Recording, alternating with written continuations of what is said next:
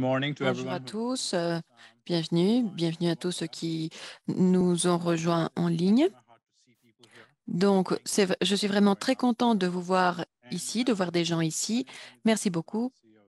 Alors, je m'appelle Anida Exputa, je suis le CEO de World Resources et donc, nous sommes ici vraiment très fiers d'être des hôtes et donc, nous allons travailler dans ce programme. Je suis vraiment très content du fait que cela est en train de grandir, mais je suis aussi très content de participer avec la mission de la coopération environnementale pendant cette célébration de la Journée internationale de l'air pur. Enfin, nous sommes avec notre équipe.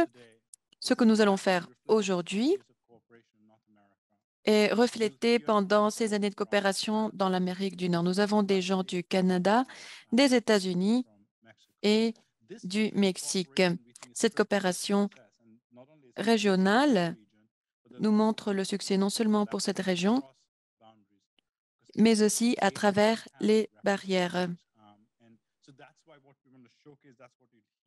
Et donc, c'est là où nous allons nous centrer. C'est pour ça que nous sommes ici. Nous avons plusieurs personnes du Canada. Et donc, nous avons des personnes qui sont spécialistes dans la qualité de l'air du Mexique et des trois pays. Alors, pour tous ceux qui sont connectés, moi, je vous encourage à partager vos questions.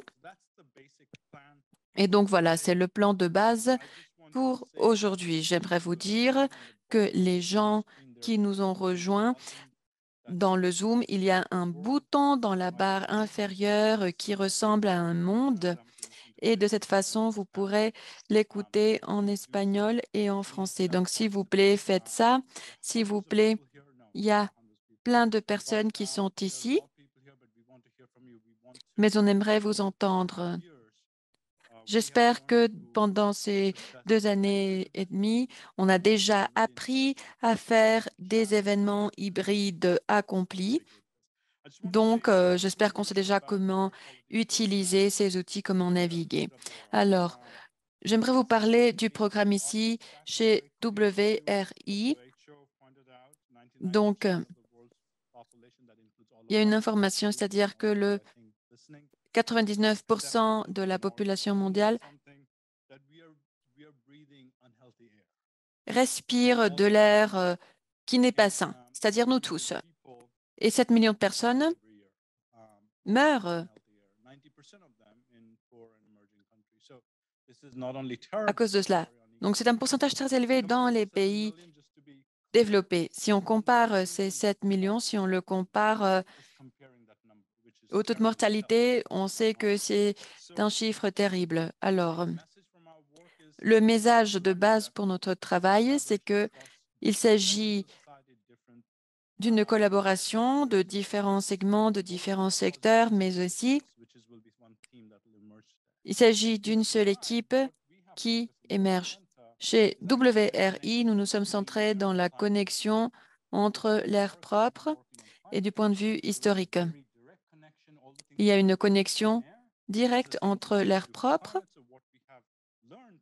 et ce que nous avons appris, c'est comment nous voulons parler de ces choses ensemble et parfois de façon très accomplie. Le Climate Catalyst ou le catalyseur du climat, c'est le programme qu'on a fait. Nous travaillons avec l'Agence pour le développement international. Nous travaillons dans 3 villes, en Indonésie, à Nairobi au Kenya, et il s'agit de voir comment avoir cette alerte de l'air et avoir un comité. Donc, il s'agit d'apprendre à travers l'Afrique, à travers l'Indonésie, à travers plusieurs pays. C'est ça le projet que j'espère. Enfin, on aura le temps d'en parler. C'est un moment très important pour connecter avec ce sujet sur l'air propre. C'est fantastique. Cela s'est passé il y a un mois, la discussion climatique. J'aimerais présenter nos 3 orateurs. Vous allez écouter donc la représentante du Programme des Nations Unies pour l'environnement. J'ai l'honneur de vous présenter Barbara Hendry, qui va nous partager quelques paroles. Alors, j'aurai le rôle donc de modérer cette conversation pendant qu'on continuera. Merci beaucoup, Barbara. Y a-t-il quelque chose qu'on partage de façon plus intime avec les autres êtres de la planète? C'est l'air. Pourtant, 99% du monde respire un air pollué qui tue 7 millions de personnes chaque année. La plupart de ces décès sont attribués à l'exposition au PM2,5 des particules polluantes, 30 fois plus petites qu'un cheveu humain. La pollution de l'air extérieur provoque des maladies cardiaques, des cancers du poumon et des maladies respiratoires. Mais rester à l'intérieur n'est pas sûr non plus. En fait, sur les 7 millions de décès annuels, 3,8 millions sont liés à la pollution de l'air intérieur. Les cuisinières non sécurisées utilisent des combustibles solides tels que le kérosène, le bois, les déjections animales et les déchets agricoles qui exposent 2,4 millions de personnes à des niveaux dangereux de pollution atmosphérique domestique. La pollution atmosphérique ne connaît pas de frontières. Elle traverse les villes, les pays, les continents. Au détriment de nos économies, le coût pour le système de la santé s'élève à 8,1 trillions ou milliards de dollars, soit 6,1% du PIB mondial. Et si les gens sont à l'origine de ce problème parce que nous utilisons des combustibles fossiles dans les secteurs de l'énergie, l'industrie, le transport, nous utilisons des combustibles dangereux pour cuisiner et nous brûlons des déchets et des résidus agricoles. Nous devons entreprendre de l'action, nous devons nous diriger vers les énergies renouvelables et les bioénergies modernes. Utilisons des cuisinières propres et économes en énergie. Utilisons des matériaux de construction plus durables. Utilisons des véhicules électriques à faible taux d'émission. Marchons, faisons du vélo, transformons le système alimentaire mondial. Réduisons le gaspillage d'argent et de déchets. Nous devons juste commencer maintenant. On s'engage ensemble, renforçons la coopération, rassemblant et partageons les bonnes informations. Réveillons la conscience des citoyens. L'avenir n'est pas une tragédie inévitable. Il est le temps de le réécrire. Chaque personne doit le faire. C'est le moment d'améliorer l'air au Niger. Hello everyone. As Annie said, L'air que nous partageons, pardon. Alors, bonjour, je m'appelle Barbara Hendry, je suis la directrice de l'UNEP du PNU. Pour le bureau de l'Amérique du Nord, j'aimerais donc commencer en remerciant et tout le monde pour nous avoir invités dans cette célébration dans la journée internationale du ciel bleu, de l'air pur pour le ciel bleu. Alors, c'est un plaisir d'être ici à Washington. Merci beaucoup à vous tous pour être ici de façon présentielle. C'est génial de vous voir. De façon présentielle, j'aimerais remercier à tous ceux qui nous rejoignent. Et finalement, j'aimerais dire merci à la Commission de la coopération environnementale pour avoir organisé cet événement et en particulier parce qu'ils fournissent la traduction pour nous tous. Alors, aujourd'hui, le 7 septembre, j'ai été désignée par l'Assemblée générale des Nations unies comme la journée internationale de l'air pur pour des ciels bleus contre la pollution. Et donc, on s'est rassemblés pour pouvoir sensibiliser le public général afin d'avoir ce bien-être de notre planète. Comme on l'avait déjà dit, on avait des statistiques vraiment surprenantes. Cette estimation de 7 millions de morts prématures qui ont lieu chaque année et qui sont liées à la pollution mondiale. C'est vraiment une des plus grandes catastrophes qui sont reliées à la santé humaine. C'est un facteur de risque pour les êtres humains de façon mondiale. Et aussi, on dit qu'il y a un lien très fort au climat. La pollution environnementale exacerbe le changement climatique, ainsi que les polluants comme le carbone noir et l'ozone qui emprisonnent la chaleur dans l'atmosphère et augmentent le réchauffement. Alors, il y a un défi complexe interrelié. Cela requiert aussi de l'action, non seulement de la part des juridictions nationales, mais aussi à travers les communautés, à travers les pays, à travers les régions dans le monde. La pollution atmosphérique ne s'arrête pas dans une communauté ou dans les frontières nationales.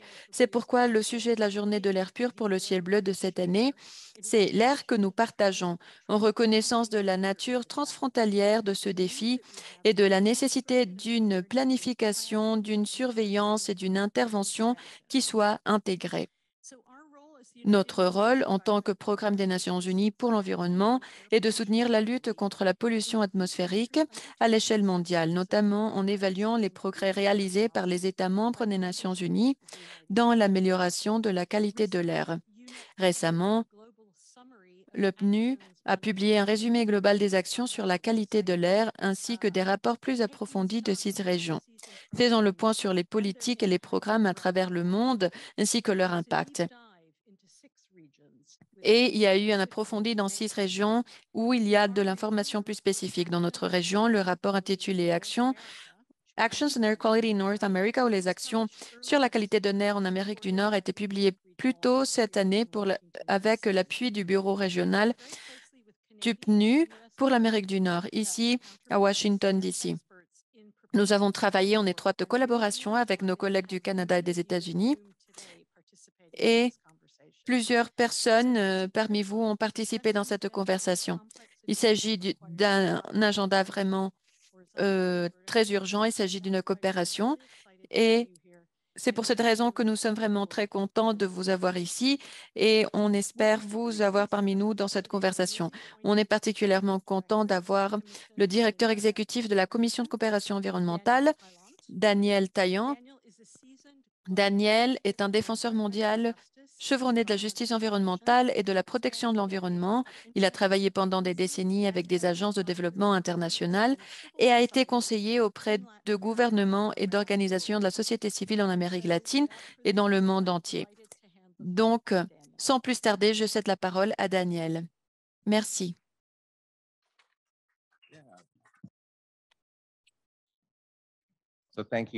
Merci, Barbara, pour cette présentation si gentil et pour faire que cette réunion soit possible pendant cette session et pendant cette journée si importante. La qualité de l'air interagit dans plusieurs dimensions de la vie. Il ne s'agit pas seulement de la santé, de la respiration, comme plusieurs personnes l'ont déjà indiqué, il s'agit aussi du climat. Et on n'a jamais été plus conscient de cette nature de l'air, puisqu'il a un rôle si important. Et pendant que l'on affronte cette urgence climatique qui s'accélère, on est conscient du fait que toute la société a ce défi, que toute la société doit affronter de son mieux cette urgence, la pollution de l'air partout. Ou la pollution de l'air n'importe où, c'est la pollution de l'air partout. L'air circule non seulement dans l'atmosphère ou dans une région, par exemple en Amérique du Nord, mais en fait, la pollution va se diriger partout dans le monde. C'est pour ça que partout, il faut affronter ce problème. La qualité de l'air, comme on l'avait déjà mentionné, c'est une intersection entre des éléments d'équité sociale et environnementale. C'est pour ça qu'on parle de la justice environnementale. Mais ce ne sont pas toutes les communautés qui souffrent de la même façon à cause de ces problèmes. Et c'est ce qu'on peut voir grâce au travail que l'on fait dans cette région. On peut voir qu'il y a des personnes qui sont beaucoup plus vulnérables à ces problèmes. Dans la Commission pour la coopération environnementale, le directeur a travaillé dans des problèmes de qualité de l'air pendant plusieurs années, pendant déjà 30 ans, en encourageant la promotion de recueil de données, d'inventoires, pour aider les pays et les institutions qui travaillent sur la qualité de l'air, pour standardiser et pour avoir une meilleure gestion de ces données.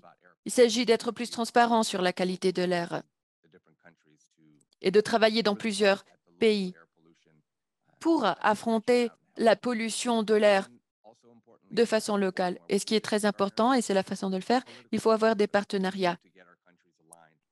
Nos pays doivent être alignés, nous devons collaborer et comprendre qu'il s'agit d'un seul environnement, même si les actions doivent être faites de façon partagée. C'est notre responsabilité de faire davantage. Et c'est un appel que l'on fait depuis la CCE, mais aussi depuis plusieurs institutions gouvernementales. Il faut faire davantage et il faut le faire plus vite. Il y a plusieurs agences qui bougent assez rapidement. Il faut agir avant qu'il soit trop tard. Nous avons vu les nouvelles récemment. Nous comprenons les inondations terribles qui ont lieu. Cela est un indicateur très important dans cette partie du monde. Et on a déjà travaillé pendant plusieurs années et on voit que cela arrive dans plusieurs régions, des problèmes similaires. Mais j'aimerais parler des premiers jours, parce que dans cette région du monde, on partage ce travail. Et en fait, quand nous commençons à...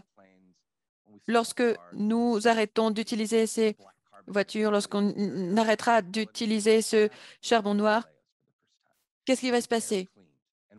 On a vu dans la région de l'Himalaya, on a pu voir l'Himalaya pour la première fois. Et on peut voir quels sont les défis que nous avons pour arranger ce problème. Et parfois, on dit, oui, mais on ne peut pas arrêter de polluer parce qu'on a besoin de grandir. Mais on l'a fait pendant quelques semaines. On a pu nettoyer l'air pendant quelques semaines. Alors, améliorer la qualité de l'air, c'est quelque chose qui est possible, c'est quelque chose qu'on peut faire ensemble d'une façon très visée. C'est un plaisir d'être avec vous aujourd'hui, de vous écouter, d'écouter ce que vous avez fait dans le passé et dans la région. Donc, on espère que la CCE sera de plus en plus engagée, qu'on pourra contribuer davantage dans le processus nord-américain et mondial pour arranger ce problème. Merci beaucoup.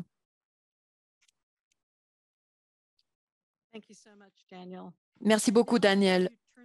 À présent, j'aimerais donner la parole à Jane Nishida, qui est administratrice adjointe à l'Agence de protection de l'environnement. Elle a 3 décennies d'expérience en environnement au sein de gouvernements fédéraux et d'États, ainsi que d'organisations internationales et non gouvernementales. Jane dirige le Bureau des affaires internationales et tribales de l'EPA et elle est également partenaire et collaboratrice depuis longtemps chez l'APNU. Jane, vous avez la parole. Bonjour à tous. J'aimerais aussi dire merci à Amy, Annie et à l'Institut de ressources mondiales, ainsi qu'à Daniel, le directeur exécutif de la CCE. Vous avez vu depuis la présentation vidéo et des orateurs cet impact dévastateur de la pollution de l'air en termes de la santé environnementale. J'aimerais remarquer que la qualité de l'air ou que la condition de l'air a été nommée récemment comme une des maladies qui peut être transmise donc par l'Organisation mondiale de la santé qui a donc ils ont nommé par exemple le manque d'exercice, le tabac, qui font partie de ce genre de maladies aussi. Et des organisations comme celles qui apparaissent aujourd'hui, qui, donc, l'OMS a identifié la pollution de l'air comme générant des maladies. Alors, même pendant les 15 dernières années, même si nous avons vu un progrès assez important en ce qui concerne la qualité de l'air,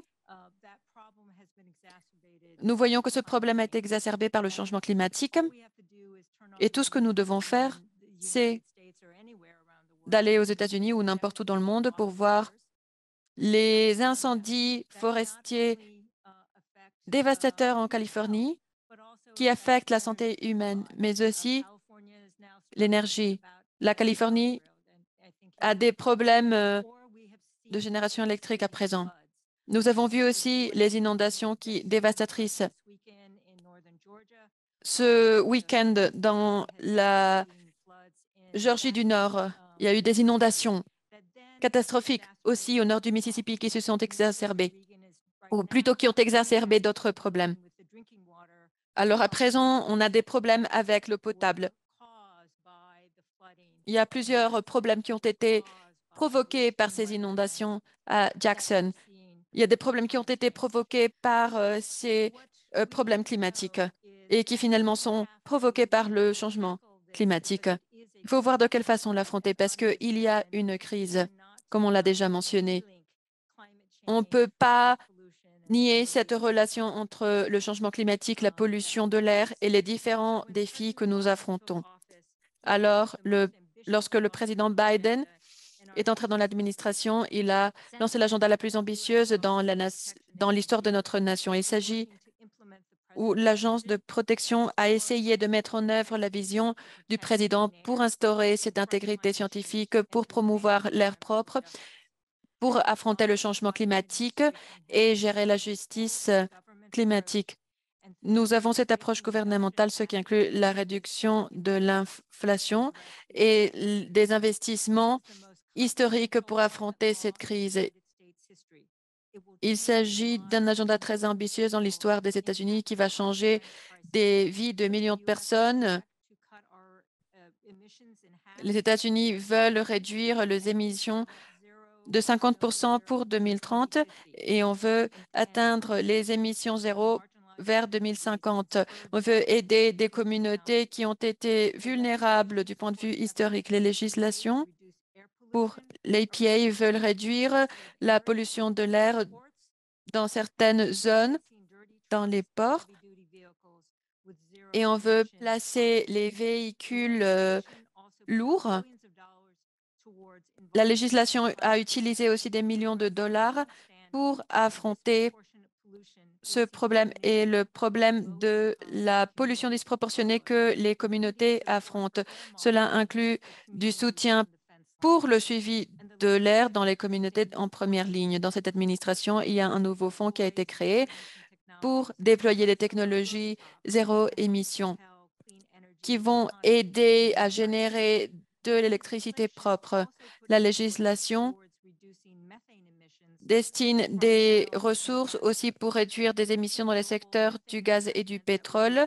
Il y a aussi une évaluation des émissions qui a été faite par le PNU pour voir quelles sont les mesures de réduction de méthane. En plus de cela, dans la loi, nous voyons ce financement assez important, ce qui inclut 5 milliards de dollars pour remplacer des bus pour les écoles afin qu'ils s'ajustent au modèle de diminution de réduction. Il y a quelques principes. Le premier, c'est que dans l'administration du président Biden et de l'administrateur Reagan, c'est très clair que la justice environnementale représente une priorité pour garantir l'air propre et affronter le changement climatique. Ces causes ne peuvent pas être séparées. Nous devons affronter les problèmes climatiques et d'air propre et pour cela, on veut mettre en œuvre nos politiques et nos programmes. Deuxième point, le Conseil exécutif reflète les problèmes de justice climatique qui doivent avoir une approche gouvernementale. Cela doit être complété par des initiatives qui devront être faites par des agences gouvernementales à travers tout le gouvernement. Après, il faut participer avec une gamme très variée de participants. Cela est essentiel, non seulement parce que nous sommes des fonctionnaires publics et que nous faisons notre travail, mais parce que, en fait, nous devons avoir un processus transparent et nous devons être engagés avec nos partenaires et les autres parties prenantes. La qualité de l'air ne respecte pas des frontières. Nous avons besoin de partenariats transfrontaliers. La coopération Nous avons besoin de cette coopération au niveau national, mais aussi au niveau sous-national. On avait le secrétaire du Bureau de l'environnement qui devait former une coalition avec la Commission du transport pour atteindre les objectifs de l'air propre. On ne peut pas le faire de façon individuelle en tant qu'État. Encore une fois, il faut créer des alliances pour affronter ces impacts transfrontaliers. Nous le faisons aussi au niveau régional et au niveau national. Alors, je suis vraiment très contente d'avoir la participation aujourd'hui de nos collègues des États-Unis et du Mexique et que nous pouvons partager tout ce qui a été fait pendant les sessions du Conseil de la CCE en juillet. Il y a eu 2 milliards pour lancer le cycle suivant du programme EJ de subvention qui fournit des fonds aux communautés vulnérables afin d'affronter l'impact climatique dans leur communauté. En plus, nous avons annoncé que nous allons commencer la phase de mise en œuvre d'une autre initiative pour la qualité de l'air et pour la justice environnementale. Cette initiative a été annoncée l'année dernière. Nous allons commencer la phase de la mise en œuvre et il s'agit des communautés qui ont identifié cette exposition de haut risque au carbone et à certaines matières. En plus de ce travail trilatéral que nous faisons au Mexique, au Canada et aux États-Unis, les États-Unis et le Canada ont un accord de la qualité de l'air. Sur des programmes dans la frontière des États-Unis et du Mexique, nous avons aussi un programme, c'est-à-dire nous travaillons aussi de façon bilatérale dans ces questions qui concernent la qualité de l'air. Encore une fois, j'aimerais remercier le PNU pour le programme de certaines actions dans l'Amérique du Nord. J'aimerais écouter davantage dans la session suivante et j'aimerais aussi écouter la conversation de modération. J'aimerais donc remercier encore une fois à la CCE de nous avoir rassemblés encore une fois aujourd'hui.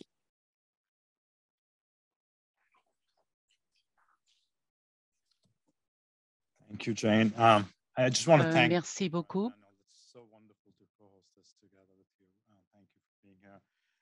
Merci beaucoup pour cette information, Jane. Nous avons eu un grand support, effectivement, de la part des États-Unis pour mener à bien tous ces travaux. Avec toute l'équipe, j'ai eu l'honneur de travailler avec vous tous. Nous devons tous féliciter Jane comme ayant une alliance. On n'avait pas eu cette collaboration nulle part. Et il y a des milliers de dollars pour pouvoir changer l'économie pour une économie de bas carbone. Nous sommes très heureux, très contents pour cette législation.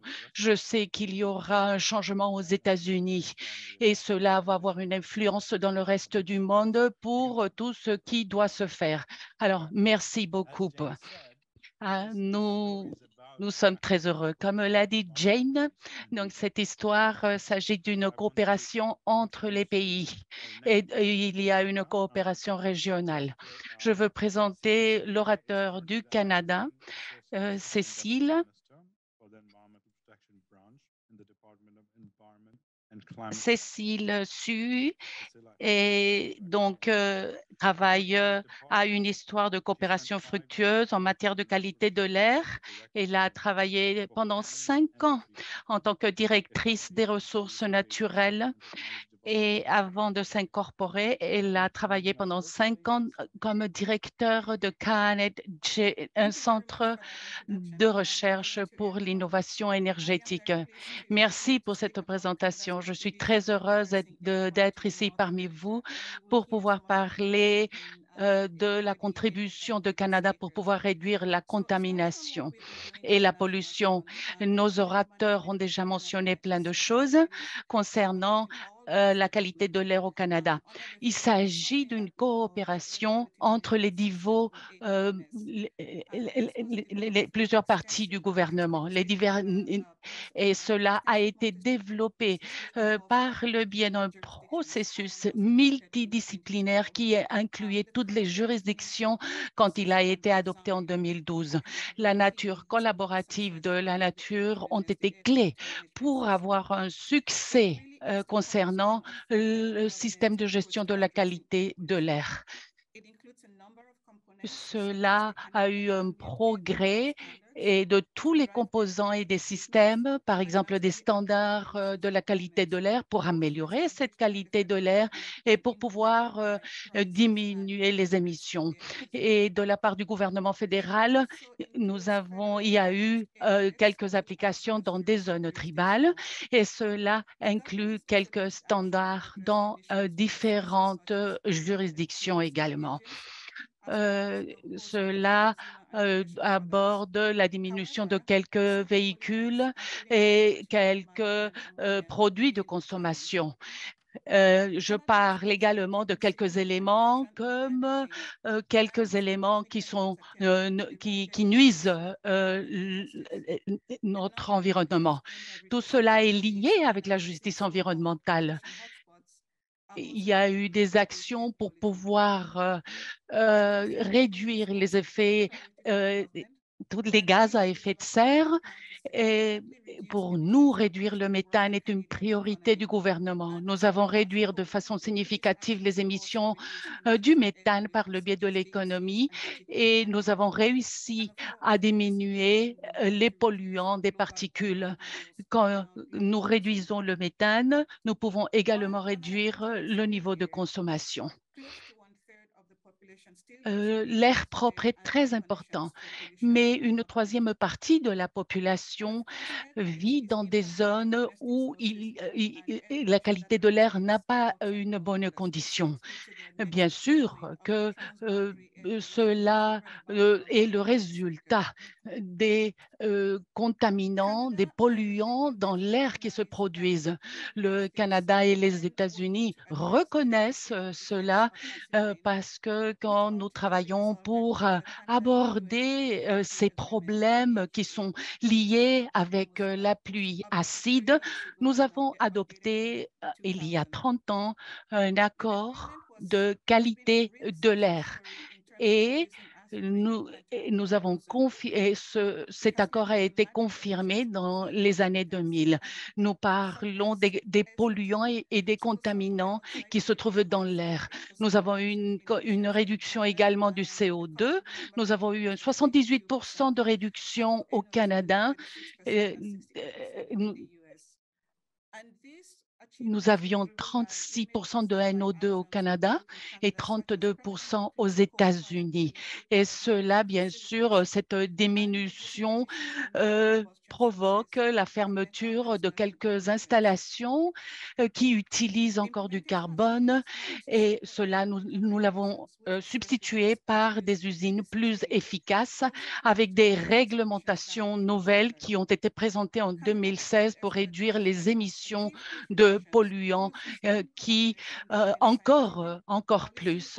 Nous parlons de cette réduction et cette réduction s'est donnée grâce à des accords et à un travail avec les gouvernements et à tous les niveaux, à niveau étatique, au niveau fédéral. Je veux partager avec vous quelques leçons apprises car cette information peut être utile pour d'autres pays qui veuillent aborder des situations similaires. Vous avez déjà entendu par le biais des autres orateurs qu'il est important de collaborer avec toutes les parties du gouvernement, avoir des données fiables et utiliser des outils qui doivent être développés. Il faut créer une alliance avec les scientifiques et comme nous l'avons fait au Canada, cela est très important pour avoir des programmes de gestion, de résilience qui soient épaulés par les leaders et par les banques régulateurs appropriés. Nous avons la loi environnementale et c'est un outil qu'a le gouvernement pour contrôler la contamination, la pollution de l'air. Nous avons des objectifs qui se basent et qui se fondent pour la santé et nous sommes engagés à cela. Nous sommes conscients que nous pouvons améliorer. En 2019, le Canada et les États-Unis ont fait un accord pour pouvoir réviser tout cela après et nous avons décidé de signer cet accord, de re-signer cet accord. Je voudrais parler d'autres tâches internationales également. Nous avons des projets bilatéraux avec le Mexique pour leur donner des appuis financiers et techniques pour l'application au Mexique et pour améliorer les rapports et pour réduire les gaz à effet de serre et la réduction des polluants comme le méthane. Nous travaillons avec la CCE dans différents projets avec les États-Unis et le Mexique également. Nous sommes impliqués, nous sommes engagés, nous travaillons dans différents forums pour réduire les polluants au Mexique, aux États-Unis et au Canada. Nous avons formé la coalition de qualité air et nous avons l'engagement de pouvoir avoir une meilleure qualité d'air. Et nous sommes sûrs que l'air n'a pas de frontières. Les États-Unis travaillent également pour signer la convention et nous voulons travailler également au forum de travail environnemental. Je veux remercier le travail des Nations unies pour l'environnement, à la Commission pour la coopération environnementale et nous sommes très heureux de travailler avec les États-Unis et le Mexique et de continuer à travailler pour réduire la contamination de l'air, pour avoir un air pur pour les prochaines générations. Merci beaucoup. Merci, Cécile. Merci. Nous avons été très contents de t'avoir écouté et que nous te remercions d'avoir parlé de cette population vulnérable, de la population qui sont desservies. Je voudrais maintenant présenter le troisième orateur. Miguel Cerón est le chef de l'unité d'affaires internationales. Miguel, actuellement, est le chef de l'unité dans le Semarnat, Secrétariat des Recursos Naturales. Monsieur Cerón, il a travaillé dans des choses complexes au Mexique, en Colombie, au Chili. Miguel, je te vois déjà sur l'écran. On t'écoute. Je te cède la parole. Merci beaucoup, Annie et Barbara, pour l'organisation de cet événement, Daniel. Et je veux bien sûr vous passer la salutation de Madame Alvarez González qui m'a demandé de la représenter dans cette journée internationale de l'air pur pour un ciel bleu au cours de laquelle nous nous réunissons dans le monde entier pour réfléchir au thème de cette année. Et nous voulons signaler également, nous devons être critiques de tous les défis que nous avons pour garantir la qualité de l'air que nous partageons. Comme nous le savons tous, la pollution de l'air ne constitue pas seulement un risque environnemental pour la santé humaine et une des principales causes de mort, comme nous l'avons vu dans la vidéo que qu'a commencé cette séance. Nous avons pris des actions et surtout nous avons mis au centre les personnes les plus vulnérables telles que les communautés locales et les populations autochtones. Comme nous l'avons dit, la pollution atmosphérique peuvent voyager de longs kilomètres et passent par le biais des frontières. Et nous avons deux éléments indispensables. D'une part, nous avons la partie technique, nous utilisons des méthodologies et avoir des données comparables qui parlent des prises de décision, des programmes et des politiques où nous collaborons et que nous travaillons de façon trilatérale. Et nous avons également, dans un deuxième sens, qui donne un accès à la population de façon permanente et leur donner des données sur l'air qu'ils respirent. Jane et Cécile ont donné un résumé extraordinaire, mais je vais partager quelques actions qui ont permis à nos pays d'avancer parce qu'il faut mettre au centre les personnes plus vulnérables. Nous avons participé pour travailler de façon internationale, à l'échelle internationale. Nous avons signé des accords et nous travaillons dans quelques forums de façon globale. La promotion des véhicules à zéro émission. Nous avons eu un événement hier sur le protocole de Montréal et nous avons travaillé sur l'accord de Kigali pour pouvoir éviter et pour avoir un 0,5% de réduction en 2045 et ce, grâce aux pays qui ont signé cet accord. Je remercie bien sûr à la CCE. Nous participons à la CCE et nous sommes également liés et nous sommes engagés à ce changement climatique. Nous avons bien sûr des projets avec les habitants des communautés qui utilisent encore le bois dans leur cuisine. Nous avons participé dans le forum pour l'Amérique latine et les Caraïbes concernant ce réchauffement climatique.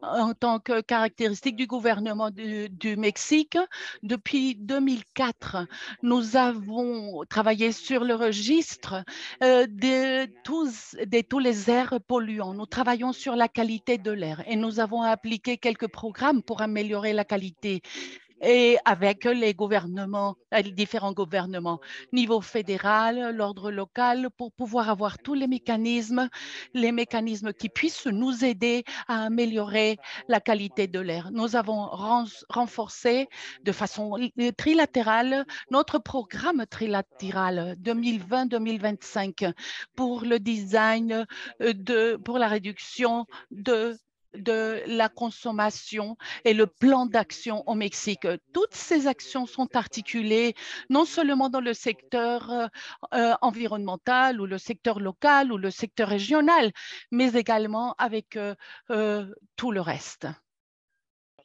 Nous avons travaillé en 120 projets pour pouvoir éliminer la consommation nationale de 99% des substances qui arrivent à la couche d'ozone. Nous savons que tous les thèmes environnementaux sont accompagnés à des dimensions sociales. Nous avons compris dans ces forums que les personnes qui n'ont pas cette responsabilité de causer tout ça aux écosystèmes, c'est ceux qui doivent faire face à tous les problèmes comme la pollution de l'air.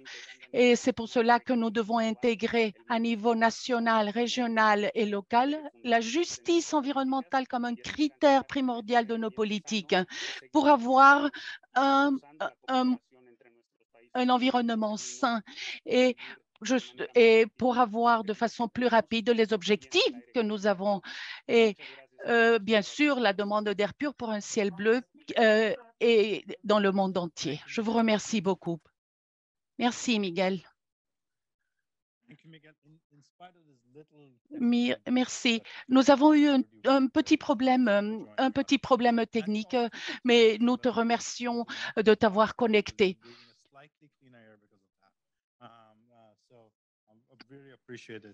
Miguel nous disait qu'il n'avait pas volé ici parce qu'il protège justement l'environnement. Donc, ils n'ont pas voulu utiliser l'avion. Nous allons avoir une discussion avec des experts. Alors, Béatrice Cárdenas, qui est parmi nous, je vais vous présenter Betty également. Béatrice est la directrice de la qualité atmosphérique, le programme de qualité de l'air. Elle est la directrice au Mexique. Elle est co-leader d'un programme très intéressant. Betty a beaucoup d'expérience. Elle vient de la ville de Mexico et elle a travaillé dans la politique et dans les sciences. Nous avons beaucoup appris de comment partager les sciences, et comment est-ce qu'on peut parler de différentes options et pour pouvoir prendre action, pour pouvoir travailler et s'engager. Si vous vous souvenez bien, nous avons également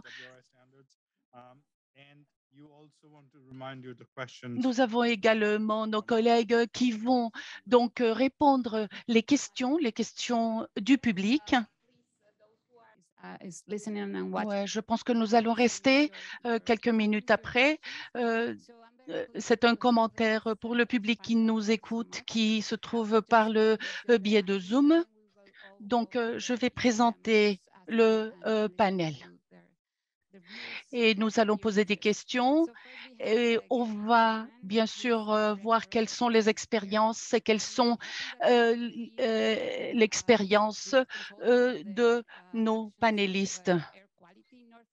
Nous avons donc ce matin qui nous a parlé, l'orateur.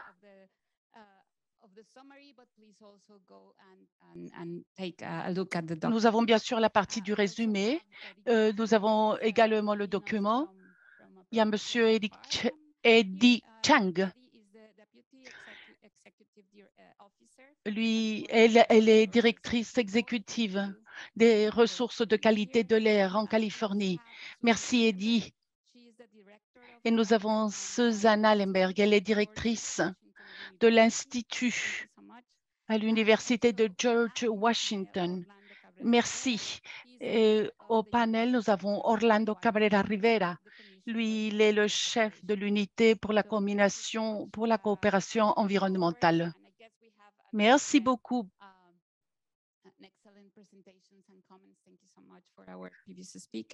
Nous avons eu des présentations très intéressantes. On remercie les orateurs précédents.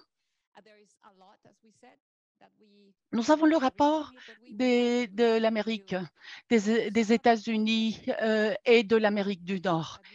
Nous voulons savoir quels sont les messages clés dont vous parlez dans le rapport avec la gestion de l'air en Amérique du Nord. Merci, Béatrice. Il y a beaucoup de messages qui ont surgi de ce rapport. Nous avons eu quelques présentateurs et le message est très clair. Le message principal, c'est que nous savons comment faire cela. Nous avons des messages optimistes et nous avons eu beaucoup de réussite pour réduire les polluants en Amérique du Nord. Nous avons pris du temps parfois et nous avons célébré. Et quand nous avons écrit le rapport, on fêtait les 50 ans du réseau de l'air pur. Et je pense qu'ici, on peut dire qu'il y a eu déjà quelques décennies pour nettoyer l'air dans la ville de Mexico, mais nous avons avancé. Le travail n'est pas encore terminé. Nous voulons terminer. Il y a quelques inégalités qui se trouvent là. Nous allons parler également de justice environnementale. Ce sont les messages clés que nous avons. Mais si nous voulons tirer des leçons d'autres pays qui font la planification sur la gestion de la qualité de l'air, c'est une science qui marche bien. Quels sont les points clés? Numéro 1, c'est le rôle de ce monitoring de cette qualité atmosphérique. Et, tu ne peux pas gérer ce que tu ne peux pas contrôler. Et donc, nous avons pu également avoir l'information des satellites. Nous pouvons savoir les données. Et numéro 2, de façon régionale, si à l'échelle régionale, on travaille pour pouvoir diminuer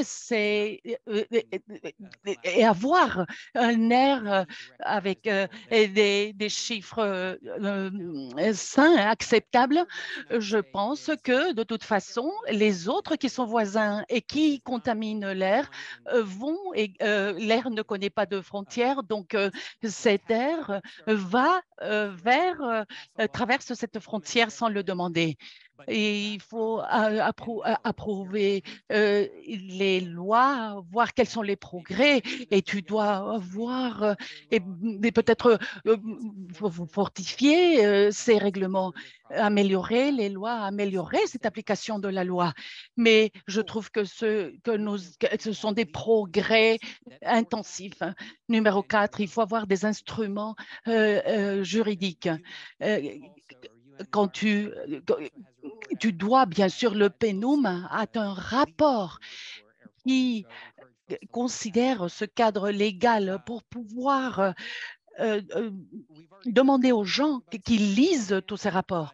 Nous avons déjà entendu les gens dire que les parties prenantes veulent collaborer, mais nous devons utiliser des modèles pour pouvoir avoir une évaluation, pour pouvoir signer un accord partagé. Et cela est très important pour que les personnes aient une solution. Et la dernière leçon tirée, c'est le travail intégral. Nous avons déjà parlé de la durabilité, mais la qualité atmosphérique est très importante, mais nous savons que les émissions sont importantes.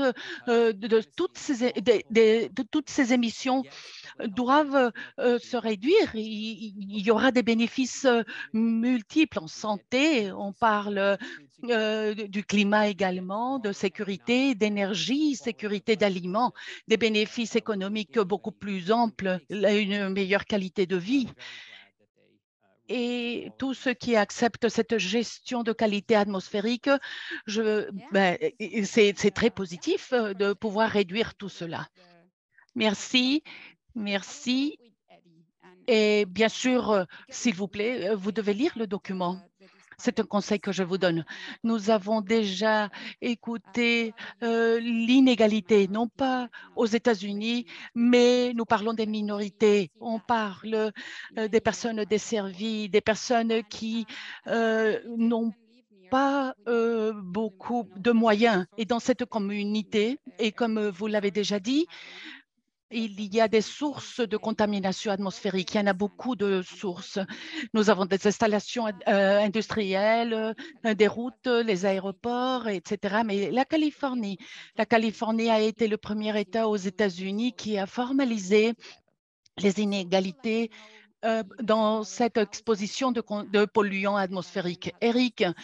Eddie, vous pouvez nous dire comment cette justice environnementale est gérée par la Californie?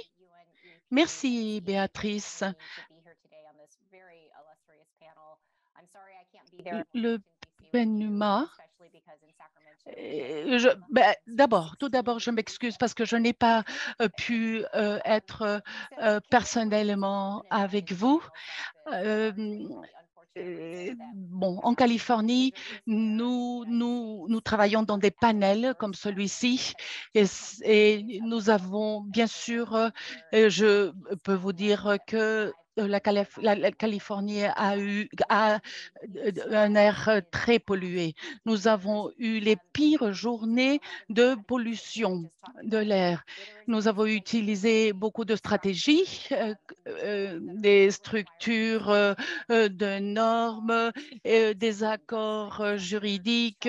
Nous avons travaillé sur les véhicules, sur les poids lourds, tout ce qui est les sprays pour les cheveux, etc. Nous avons réduit également la pollution atmosphérique en 60%. Et l'air pollué que les personnes respirent n'est pas très sain, n'est pas très pur. Nous avons la pire contamination atmosphérique du pays et nous savons que nous ne respirons pas très bien. Et les pires zones, c'est celles qui se trouvent à côté des aéroports. 90% de la population se voit impactée pour cette contamination.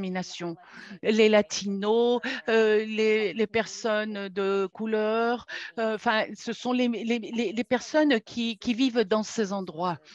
Et cela a à voir avec les ressources de beaucoup de communautés qui reçoivent les impacts à cause de cette qualité atmosphérique. Et notre agence, quand notre agence veut savoir comment est-ce qu'elle peut aborder cette qualité atmosphérique et comment est-ce que, parce que les gens à l'État de Californie, il y a des groupes de personnes qui sont très affectées. Comment réduire ces pollutions? Comment réduire cette contamination? 86% sont des récepteurs. Donc, la contamination est pour toute la population.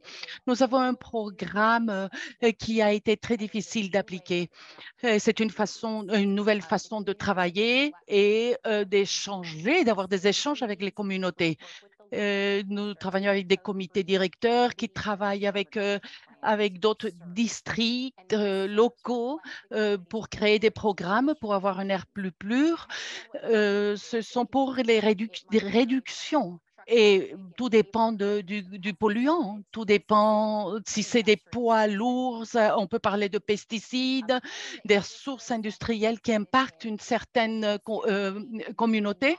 Et il y a il y a le monitoring de toutes les communautés, il y a les capacités, le financement pour trouver la réduction dans ces communautés. Nous avons fait un grand effort des membres de la communauté et des membres des comités.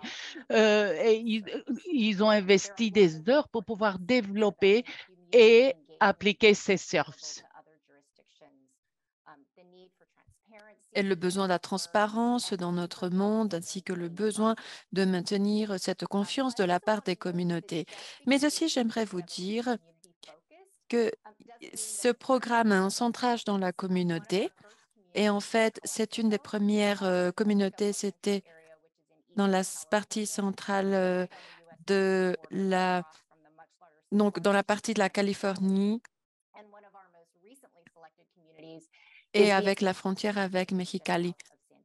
Donc, ils ont choisi cette région.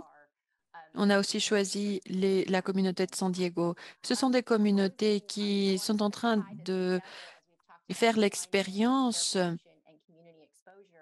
de cette pollution environnementale. J'aimerais vous parler du fait qu'il y a des solutions qui pourraient nous donner cette situation où tout le monde gagnera. Ce sont ces solutions que nous voulons. Il y a quelques semaines, en Californie, il y avait un règlement qui interdisait les camions de combustible. Et cet automne, le Conseil va considérer les lignes directrices pour les grandes flottes afin d'avoir des camions qui produisent moins d'émissions. Nous voulons avoir ces questions alternatives ou du moins donc les avoir. Merci beaucoup de ce temps. Merci beaucoup. Eddie, c'était un très bon discours. Ce sont de très bonnes nouvelles. C'est une très bonne annonce.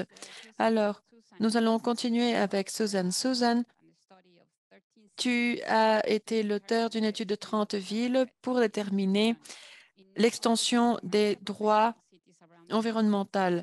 Donc, dans plusieurs villes de l'Amérique du Nord et partout dans le monde. Donc, je vous recommande vraiment de le lire. Cette étude a été publiée. Donc, vous pouvez le vérifier pour votre information et pour votre connaissance. Susan, j'aimerais savoir, selon ton étude, quels sont les résultats, puisqu'il y a plusieurs villes dans cette étude, mais quelle est l'importance du développement au niveau des actions de la ville? Et pour répondre à cette crise en cours, merci pour cette question, merci pour m'inviter à parler dans cette conférence. J'aimerais vous partager quelques-unes des idées que j'ai trouvées dans cette recherche qui sont liées à la qualité de l'air dans notre région. Il y a quelques corrections parce qu'en fait, il s'agit de 200 villes. J'aimerais commencer avec quelques nouvelles. En fait, moi, j'étais dans cette salle, j'ai participé au panel il y a 5 ans ou peut-être plus, 3 ans et demi. Ah, d'accord, c'était il y a 3 ans et demi. J'étais en train de parler sur la qualité de l'air urbain et c'est vraiment surprenant tout ce qu'on a fait en tant que communauté scientifique et cette capacité de pouvoir faire le suivi de la qualité de l'air partout dans le monde. On n'a pas besoin d'avoir ce système de suivi trop cher. Nous avons de nouvelles façons de faire ce suivi de l'air. Nous avons nos satellites, nous avons nos différents centres, nous avons la façon de faire ce suivi. C'est-à-dire, nous avons encore plus d'informations sur comment les villes font cette expérience de la qualité de l'air essentiellement. Et cela révèle quelques idées de la qualité de l'air dans plusieurs villes de l'Amérique du Nord.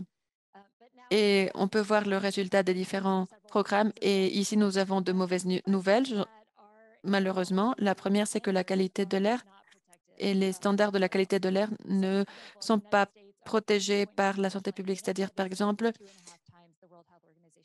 aux États-Unis, la qualité de l'air, le standard de la qualité de l'air, c'est 2 fois moins de ce qui est établi au niveau mondial.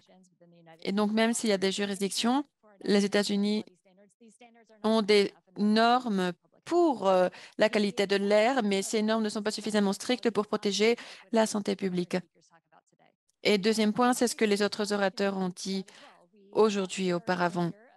Et c'est ce qu'on a écouté auparavant sur ce qu'on avait écouté. Nous avons aussi des données satellitales pour dire, d'accord, quelle est la qualité de l'air dans différents quartiers. Et nous nous sommes rendus compte que la qualité de l'air ne s'est pas améliorée. Dans les différents groupes de population, la qualité de l'air demeure la même. Même si le trafic a été réduit dans les rues. Alors, nous avons réduit l'utilisation des voitures. Ce n'est pas vraiment la réponse pour réduire les émissions de ces polluants. Nous avons vu de très bons progrès en ce qui concerne les émissions de particules et aussi cela a été réduit au niveau régional. Mais ce qu'on voit dans la partie ouest, c'est que c'est plus difficile d'obtenir ou d'accomplir, de respecter les normes parce que les changements climatiques incluent cela puisque nous voyons qu'il y a plus de chaleur, plus de poudre, cela favorise l'ozone, cela représente un défi. Aussi, cela représente une opportunité et j'aimerais finir mon commentaire avec quelque chose de positif. On voit que ces sujets sont reliés. Il y a une seule solution, c'est-à-dire éviter l'utilisation de combustibles fossiles, comme on l'a déjà écouté. Malheureusement, toutes ces façons de réduire le combustible fossile ne sont pas pareilles. En ce qui concerne l'éco-bénéfice pour la santé publique, il faut faire une évaluation intégrale. Comment chaque option va aborder différents problèmes de façon simultanée. Par exemple, si on réduit les émissions, si on améliore la qualité de l'air et si on travaille avec certains co-bénéfices, nous devons voir différentes actions et voir de quelle façon on peut aborder différents problèmes de façon intégrale. Merci beaucoup. Suzanne, merci beaucoup pour finir avec de bonnes nouvelles. Donc, il y a beaucoup de choses à faire. Nous avons fait plusieurs efforts et on doit poursuivre ces efforts. Cette perspective intégrale fait partie du message que nous voulons exprimer et que nous avons écouté de plus en plus. À présent, nous allons parler avec notre collègue. Comme on avait déjà écouté, la Commission de la coopération environnementale était très proactive pour promouvoir la collaboration nord-américaine pour affronter la pollution de l'air, parmi d'autres causes. Nous considérons ces années-ci. Qu'est-ce que vous considérez faire partie des priorités de la CCE pour aller vers l'avant? Donc, quelles initiatives pourrions-nous utiliser? On a déjà écouté plusieurs idées, mais si on pense au futur, merci beaucoup. Donc, comme vous l'avez mentionné, on se centre dans des sujets de coopération environnementale ainsi que la qualité de l'air pendant plusieurs années. Alors, nous avons des inventaires d'émissions nationales des polluants et nous avons des registres de transfert de polluants toxiques. Et on peut parler sur ce suivi qui est partagé par les 3 pays, par les États-Unis, par le Mexique et le Canada. Et en fait, cette information est partagée avec le public, mais aussi avec les personnes qui sont en charge de la planification de ce sujet. Donc, nous avons développé ces évaluations pour les estimations d'émissions pour le carbone noir au niveau nord-américain, comme cela a déjà été mentionné. Et il faut le gérer. Donc, il faut s'assurer que cette information que nous sommes en train de recueillir soit accessible. Nous travaillons avec les données. Nous avons une ligne de base qui est comparable à travers les 3 nations. En termes de priorité, à présent, nous avons le sujet de la justice environnementale et climatique. Au niveau communautaire, on veut mettre en œuvre de nouvelles initiatives pour l'amélioration de l'air et la justice climatique. On va travailler en partenariat avec les communautés et avec les agences pour faire le suivi du carbone noir et des matières à travers différentes communautés. On va faire ce partenariat avec les communautés. On aura notre plan de suivi. On va travailler avec la communauté, mais aussi on va avoir des efforts d'atténuation. Il faut atténuer cette exposition aux polluants. En ce qui concerne les leçons apprises, je pense qu'il y a plusieurs objectifs. Nous avons quelques ressources qui sont partagées. Le 30% de la population ou 2 tiers de la population habite à 200 km de la frontière des États-Unis, au Mexique et aux États-Unis. Il y a donc ce trafic, ce commerce, mais il y a aussi la partie des côtes qui partagent ce trafic de navires qui peuvent avoir un impact dans la qualité de l'air, mais aussi à l'intérieur des pays.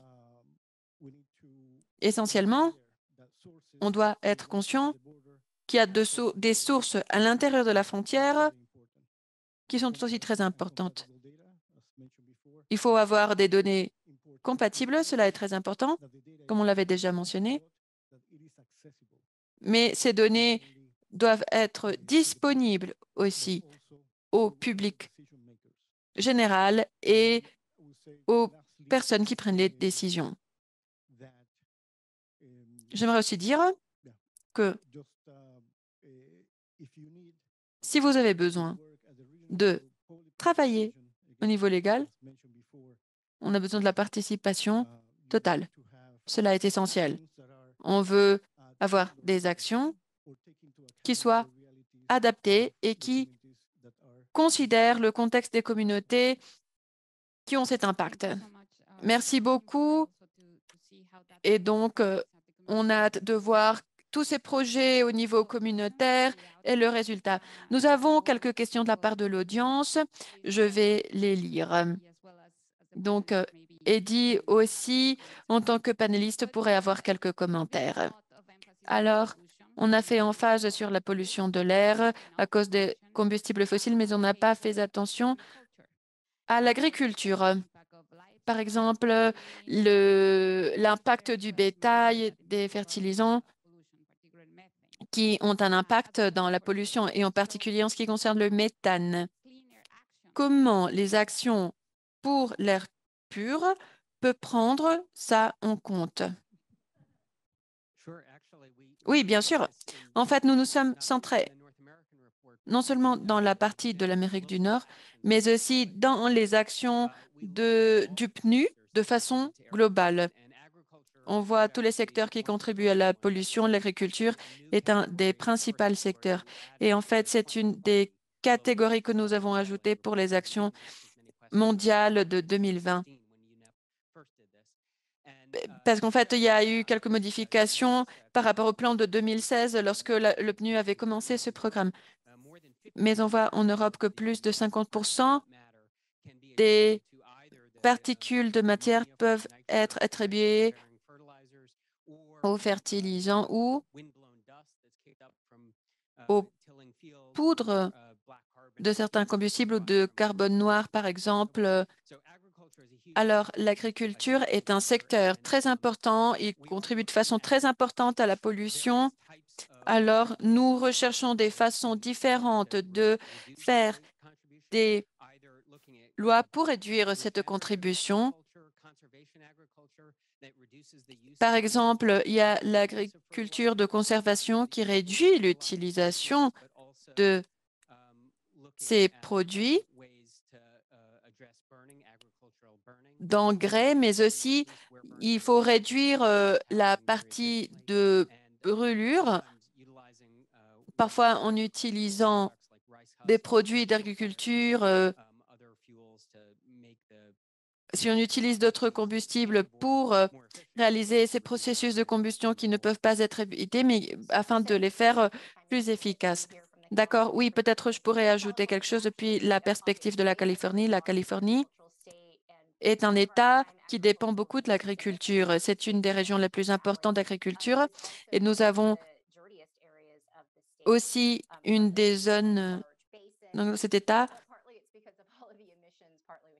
qui est très grande, mais aussi on voit qu'il y a des émissions qui sont dérivées de l'industrie agricole, comme on l'avait déjà mentionné. Il y a quelques actions qui ont déjà été mises en œuvre. Nous avons des programmes pour nettoyer, pour enlever les machines qui sont déjà vieilles. On a essayé de mettre à jour ces véhicules afin d'avoir des réductions zéro, ainsi que différents types de véhicules qui sont utilisés dans le secteur agricole.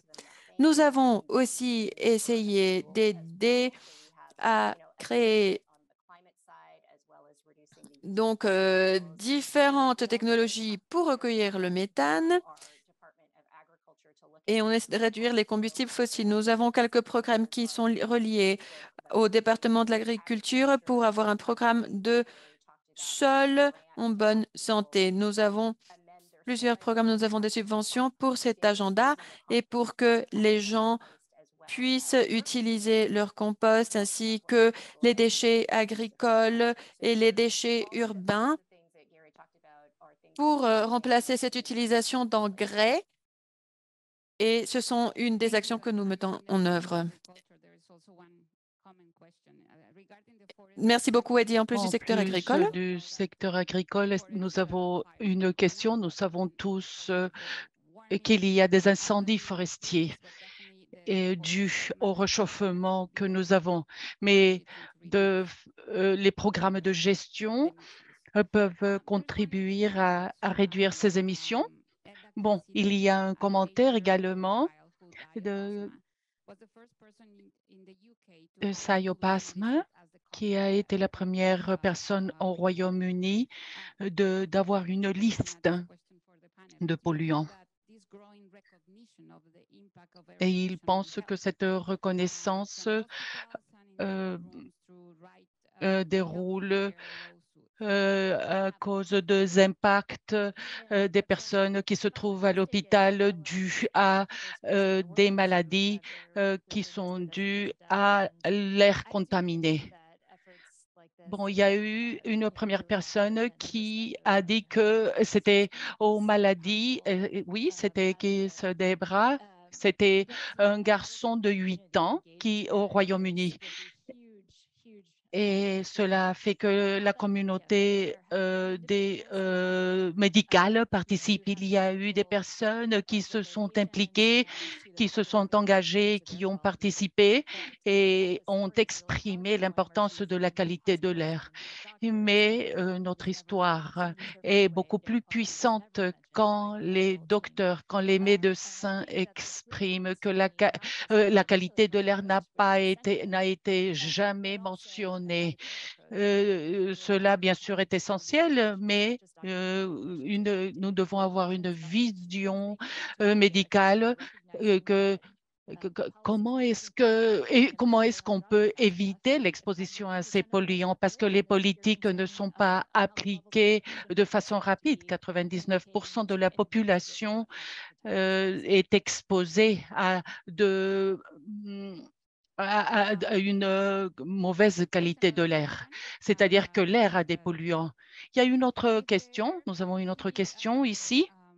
Si la qualité de l'air, si les normes de la qualité de l'air ne protègent pas la santé publique, cela, je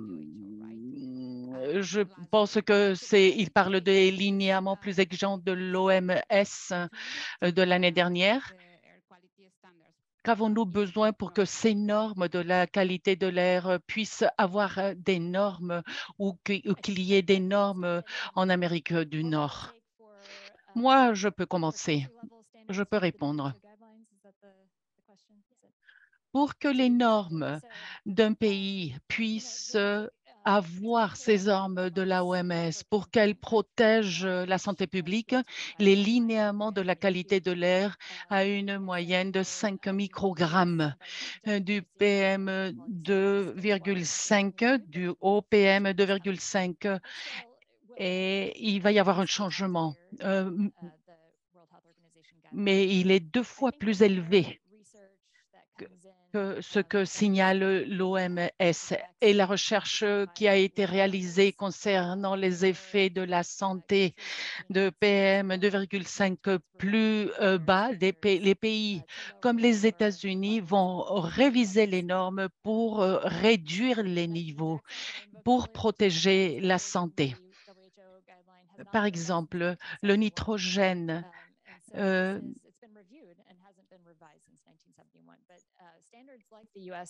est 10 fois plus élevé que ce qu'établit la OMS. Et nous avons de l'évidence, c'est-à-dire qu'à mesure que nous avons plus d'évidence, plus de preuves, bien sûr, nous devons prendre en compte nous devons savoir que nous devons que nous devons bien sûr travailler pour que les gens ne perdent pas leur santé à cause des polluants de l'air. Nous avons des cadres juridiques. Il me semble qu'aux États-Unis, je ne sais pas quelle est la fréquence au Canada, mais nous devons bien sûr déterminer si les normes actuelles protègent la santé publique ou s'il est nécessaire de réviser les chiffres parce que nous avons le Clean Air Act, l'OPM 2,5 n'était pas un des polluants qui était réglementé au début. Depuis le début, nous aurons dû l'établir. C'est un élément très important du cadre juridique. Nous avons une question du public. Merci beaucoup. Merci aux organisateurs, merci aux présentateurs, merci aux orateurs de ce matin. Au Centre mondial, nous visons des pratiques et nous voulons bien sûr travailler sur la justice environnementale. Et la question pour les orateurs, pour les panélistes, comment est-ce qu'on peut arriver à avoir une qualité atmosphérique dans des communautés qui, de façon disproportionnée, sont affectées à cause du carbone et des autres polluants? Y a-t-il des protocoles qui peuvent aider ou avoir des stratégies, disons, de carbonisation? Eddie, oui, je veux commencer. Je peux commencer. La communauté entrepreneuriale est une partie très importante de tous les règlements de la qualité atmosphérique dans tout le pays et je pense dans tout le monde. Les business, bien sûr, les affaires font partie des communautés et dans quelques communautés, toutes les entreprises qui se trouvent dans nos communautés ont participé dans les discussions et dans le développement des plans que nous avons. Il y a beaucoup de choses, j'ai parlé de transparence, de créer la confiance, d'impliquer les communautés de façon authentique. Ce que nous voulons faire avec le gouvernement implique les entreprises également. Et, je pense que les entreprises doivent réfléchir également des décisions qu'ils prennent dans les différentes usines. Comment est-ce qu'ils peuvent faire des investissements pour avoir un contrôle de pollution dans les communautés? Il y a beaucoup de cas, il y a des cas nombreux où nous essayons d'installer des équipes d'anti-pollution dans des usines. Et cela, bien sûr, et cette installation répond à une structure plus grande. Donc, il faut considérer toutes les structures et il y a beaucoup de personnes qui se trouvent, par exemple, dans les champs et qui sont en train de considérer également les efforts et il faut bien sûr que toutes les corporations s'impliquent. La deuxième question de comment est-ce qu'on intègre cette évaluation, j'ai une réponse technique et j'ai une politique également. La technique, c'est que nous commençons à avoir les outils pour pouvoir évaluer l'impact des émissions pour les différentes espèces dans tous les projets spécifiques. Tout cela est important, non pas uniquement considérer les gaz à effet de serre, mais tous les gaz et tous les produits dans le même cadre et en même temps pour avoir les mêmes données. Et de cette façon-là, nous avons une évaluation de la qualité atmosphérique. Quelle est la réponse politique? Il est important de nous assurer que toutes les parties prenantes soient ensemble. Dans le passé, nous avions fait des efforts d'atténuation et les personnes travaillaient dans des différentes choses.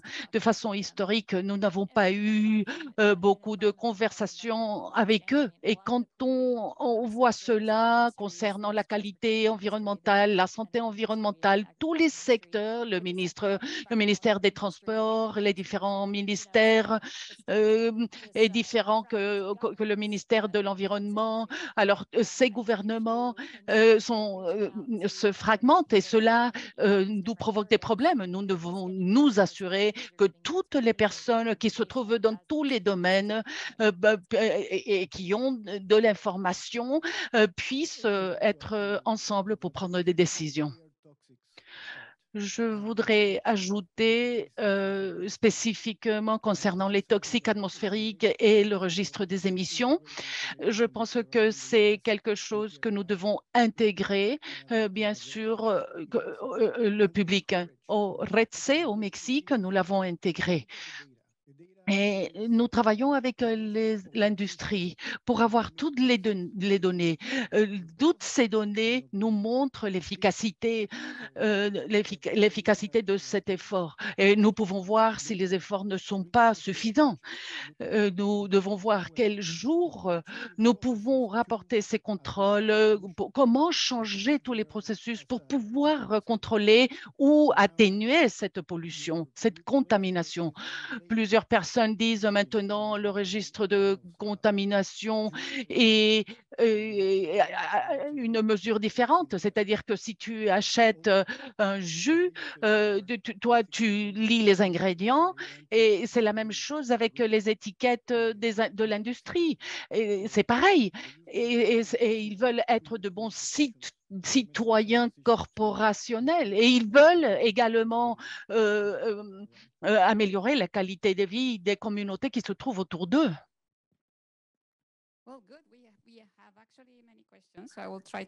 Très bien, nous avons beaucoup de questions. Je vais essayer de faire un résumé. Une d'elles a à voir avec les efforts que beaucoup d'organisations mènent à bien, cette vision intégrée. Et il y a une question. Suzanne a parlé du vélo, disons, ou de marcher pour arriver aux différents endroits, au bureau. Est-ce que le cyclisme, utiliser des unités qui n'ont pas de moteur? Et nous parlons bien sûr des règlements que peut-être ont les États-Unis, mais on parle de tout le monde. Comment leur demander ou comment est-ce qu'on peut s'éloigner des véhicules dans les villes, qu'on utilise moins de véhicules dans les villes? Je n'ai pas une réponse pour cette question. Si vous avez une réponse, s'il vous plaît, je voudrais la savoir. Ce que je peux dire, c'est que si nous rendons plus faciles les choses, si les personnes peuvent marcher, si les personnes peuvent faire du vélo, ben, les personnes vont s'impliquer davantage. Maintenant, nous avons des priorités aux véhicules. La priorité, c'est des véhicules. Donc, les personnes ne marchent pas ou ne prennent pas le vélo pour aller au bureau. Merci, Gary, pour avoir mentionné les espaces verts. S'il y a des espaces verts, cela aide à toutes les communautés. Et peut-être réduire les espaces pour les voitures. Et cela, bien sûr, oui, effectivement, nous pouvons, par exemple, faire différentes expériences. Une expérience très faire du vélo.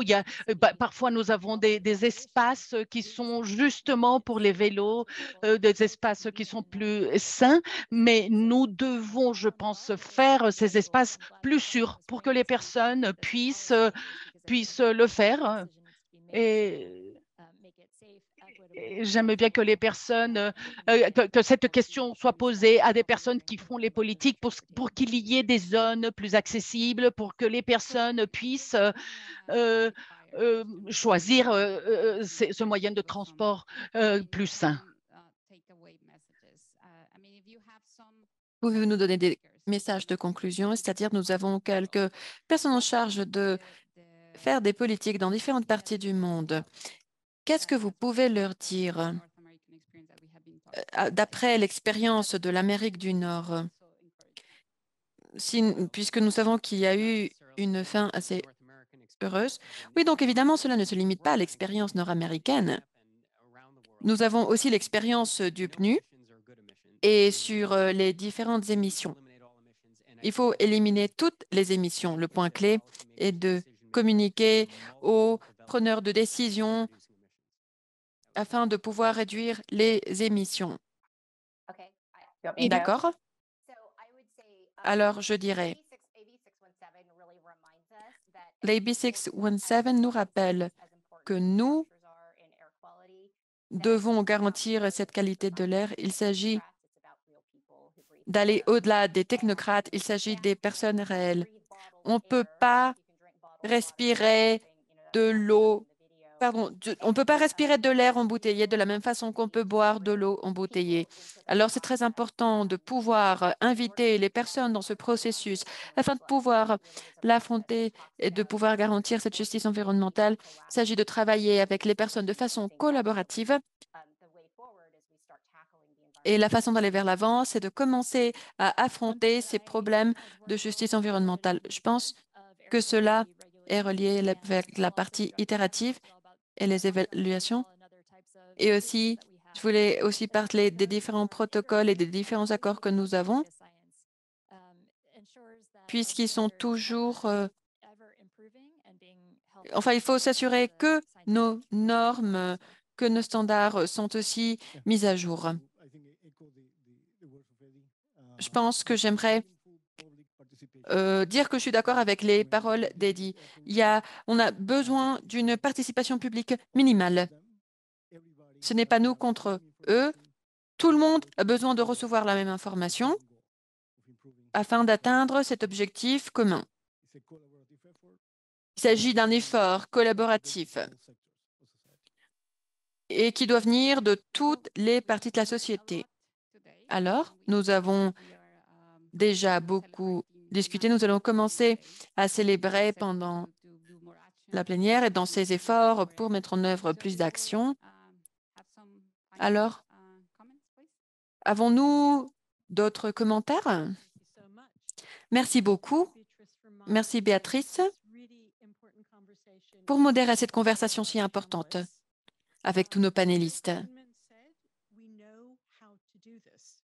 Comme on l'a déjà dit, on sait comment le faire. On sait comment le faire.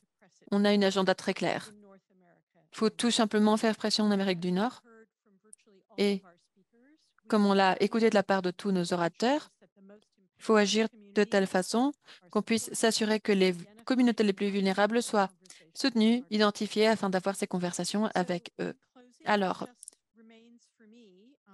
pour conclure, au nom de l'Institut de ressources de la Commission de la coopération environnementale, j'aimerais vous remercier pour votre participation pendant cette journée de célébration, la célébration de la Journée internationale de l'air pur pour les ciels bleus. Merci.